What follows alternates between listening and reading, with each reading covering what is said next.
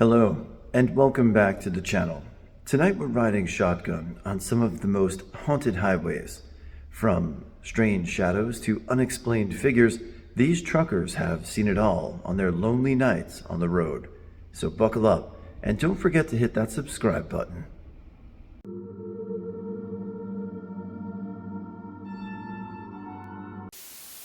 I used to play in a band, and we had a large van.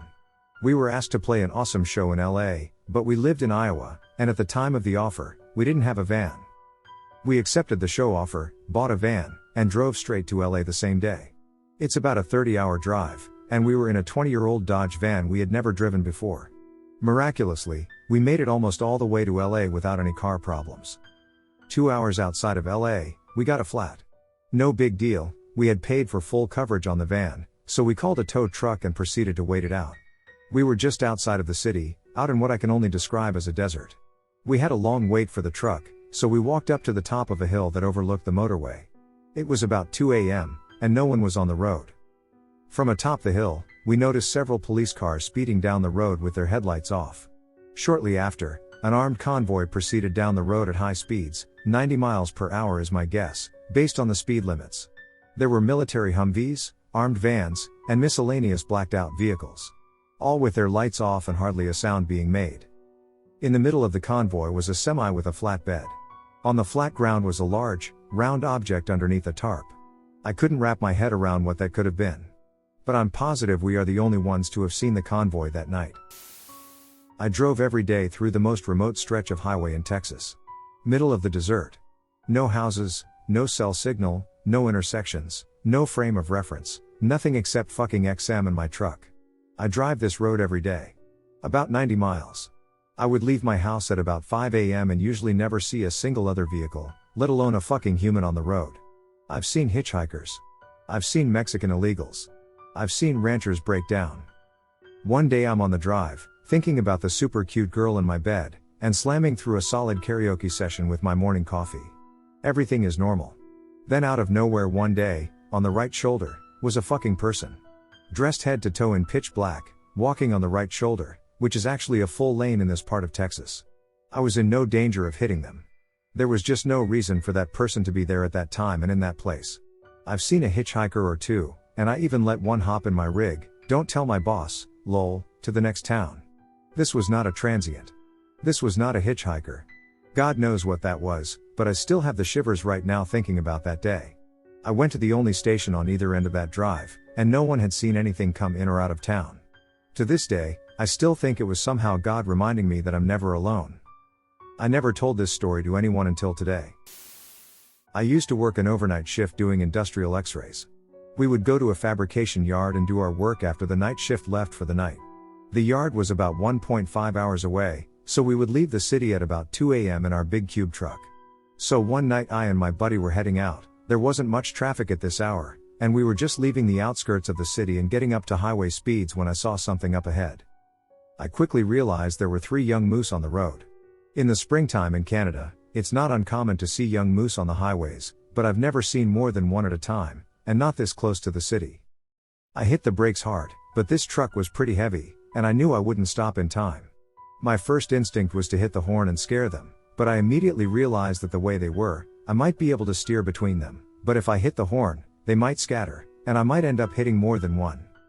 I was lucky I got this beast of a truck speed down enough to steer between them and come to a full stop.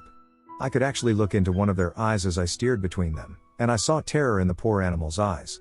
Just as I thought they would finally see us, they scattered and ran past the front of the now stopped truck and off into the woods. We just sat there for a couple minutes in total shock. We couldn't believe our luck. I was alone on my way home from vacation. I was driving a pickup, pulling a camper. It was after 11 p.m. on a summer night. I was about 2 hours from home but wanted to get home that night. I was traveling through a wooded area. It was about 50 miles of just trees on both sides of the road, with an occasional house every 5 or so miles. I saw something move up ahead. I immediately slowed down, thinking there was a deer in the road. As I passed, I saw a young woman walking on the extreme shoulder near the ditch. She was walking in traffic. She had on knee-high socks, a very short pleated cheerleader type skirt and a halter top. She was tall with long brown hair. Since this was in the middle of nowhere on a road that sees only a few cars per hour, I immediately assumed she was in some sort of trouble. Fight with a boyfriend and being left stranded, car trouble, etc. I was not going very fast at this point, so I pulled over, hit the emergency flashers, set the parking brake, grabbed the flashlight, got out, and went back to see if she needed assistance. When I got to the rear of the trailer, she was gone. I shined the flashlight up and down both sides of the road, the ditches, and even the tree line, but saw no one. I drove the rest of the way home with the hair on the back of my neck standing on end. I live in the northern end of Germany's Black Forest, and even though the region is nothing in comparison to US rural areas or even rural German areas, it still has its quiet and dark roads. So I am at a school event that went on until late at night, you could call it a prom kind of thing, and I take the last bus to my village at 1:36 a.m. in the town where my school is. The bus ride takes 30 minutes, and we were a good 20 minutes into the ride. Aside from me, the driver, and one guy who was almost asleep, the bus is empty. As the road we were driving on, it's the forest stretch right before my village, and it's pitch black, there's nothing to see. The bus comes around a corner, and in the middle of the road is a vehicle, a gray Audi A3, with hazards on and both front doors open. The bus driver brakes hardly and comes to a stop right behind the car. There was nothing to see or hear, just the engines running. The bus driver turns around in his seat and opens his mouth to speak when suddenly this woman comes out of the woods, running towards the bus doors. The bus driver, a sleepy, or now awake, guy, and I just watch as she starts to hammer against the bus doors, screaming like some kind of animal. The bus driver slams into reverse and then drives away, almost slamming the driver's door of the car. We speed through the forest, and at the first stop in civilization, he phones the police and some of his colleagues to inform them. I still don't know what the hell was going on there, but I've heard from friends that they've seen similar things, a gray Audi with hazards on, in various parts of the county they and I live in. It still creeps me out, and I normally try to take the bus earlier than midnight or sleep over when I'm away. Truck driver in the US. I had just started trucking and had been at it for a few months. I was with a company that made you ride teams for the first 6 months. The guy they teamed me with isn't a bad guy, but, like everyone, there are always things you don't like about other people. These things aren't horrible, but they are little things. Well, we were at a shipper one day at a slaughterhouse. The smell. I don't see how the employees manage it. We get hooked up to our trailer, and I head in to get my paperwork. I left only to find out, thankfully before I left, that the seal number was different than what was on the papers. I go back in to correct this mistake, and as I walk in, there is another trucker following me in. While I wait on my paperwork again, this guy and I strike up a conversation. In the middle of the conversation, or rather towards the end, I happen to mention my mild frustrations about my partner. I'll try to paint a picture of this guy real quick. 6, not fat, but with a bit of a trucker's pudge going on, and around 50 years on him. His arms, which I didn't really notice at first, had hundreds of small, inch-long cut scars. All different directions all over what I could see of his arms. He wore a short-sleeved t-shirt. He also had some of these small scars on his neck around the collar of his shirt, but not so many. Bit of a wild look in his eye. Anyway, back to the story. Hearing my frustrations, this man proceeded to tell me that I had to let it go.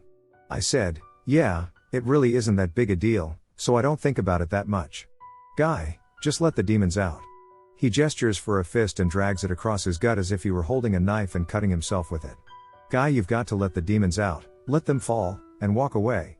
Gesturing at every word he is saying. The man then proceeded to pull his shirt up, and I now witnessed the same scarring from his arms on his stomach. All over. Hundreds. What got me the most was the really big one.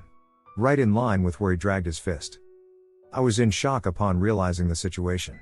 This man has done this to himself and is probably speaking literally. As my brain is racing, all I can think is that I need to be gone from here.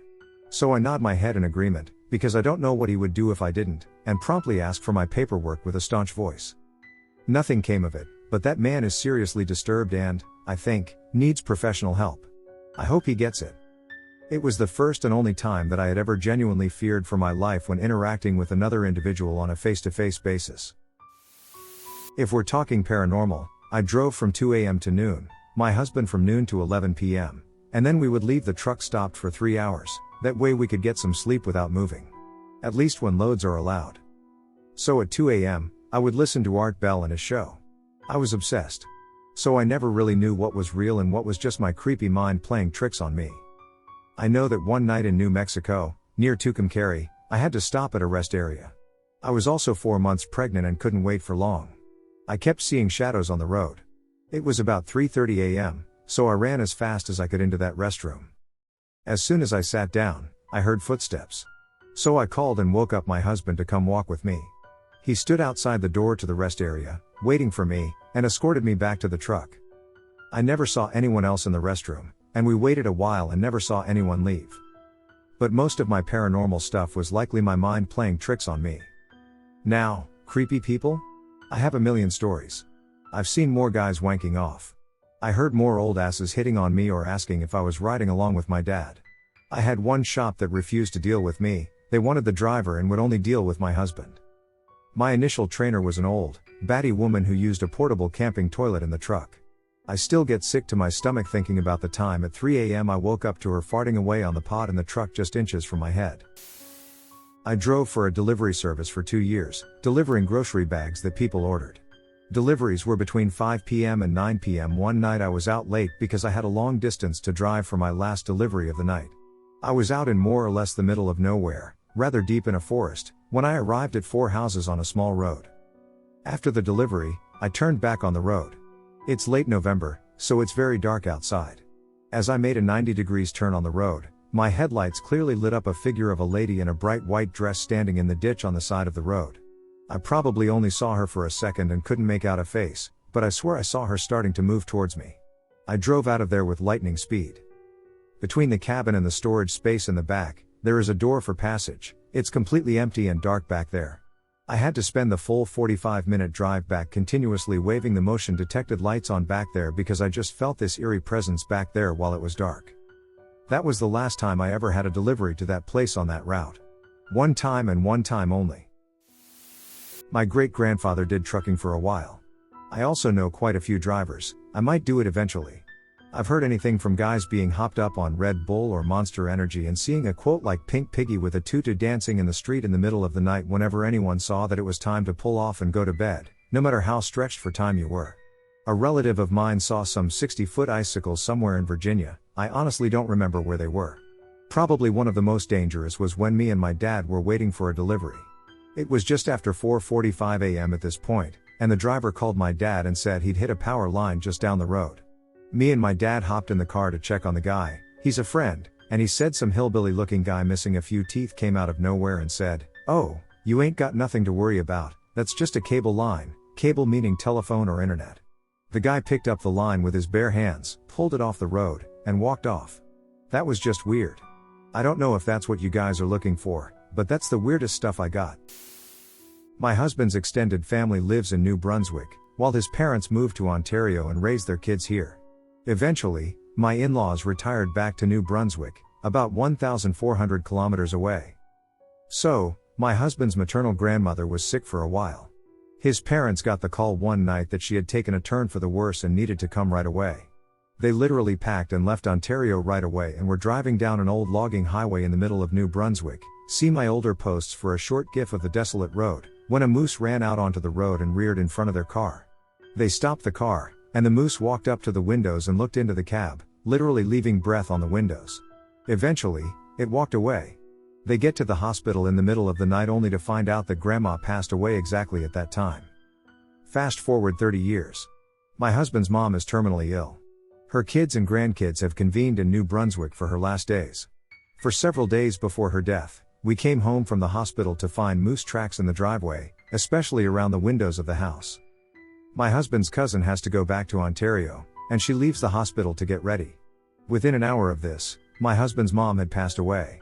15 minutes after her passing, I get a text from his cousin, a picture of a moose standing beside their garage. Never before or since has anyone seen a moose in the yard. My dad was a truck driver, and one summer I was able to go with him. This is when I saw the black dog. I was sitting as a passenger. I was 10, I think. Sitting on the side of the road, I saw a black dog. I told my dad, but he didn't see it or care. After driving another 30 minutes and eating Cheetos, I saw it again running on the side of the road, looking hazy and blurry. This time, my dad saw it. He thought it was weird but didn't think much of it. After 15 minutes, we got a flat tire in the trailer. Pulled over to change it. It looked like something poked multiple holes in it, like 20 nails. When I was changing it, another truck passed by. I thought the lights looked cool but didn't think much of them.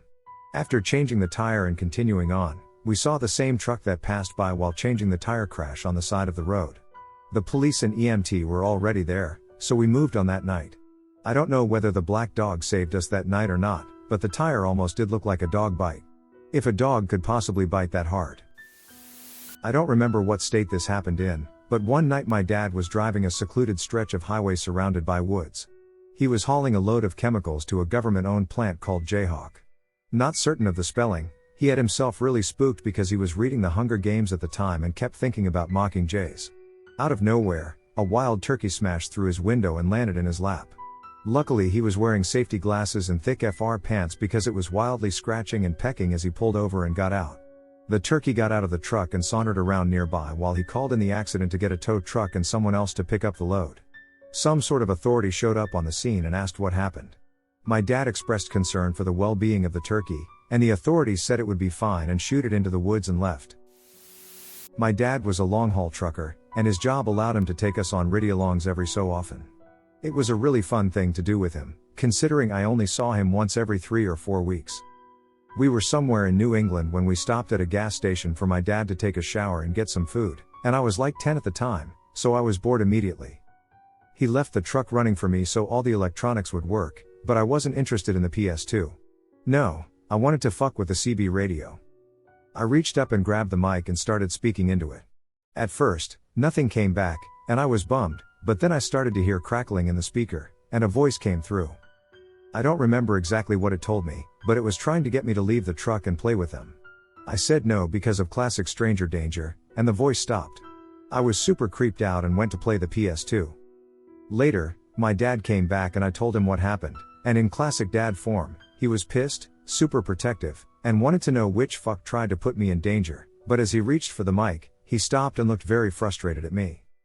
DJ/Eel, don't play games with me, the radio isn't even on.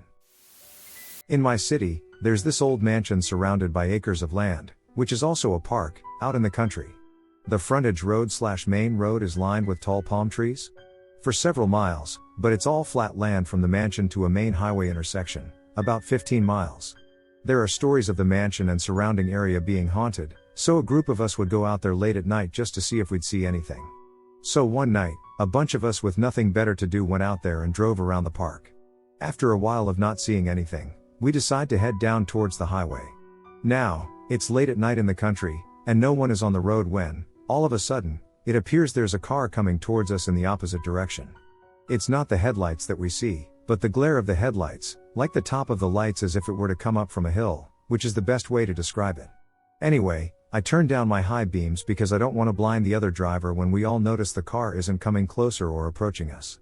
Since I'm driving, I'm thinking, wrong, so I speed up, thinking the oncoming car will be visible.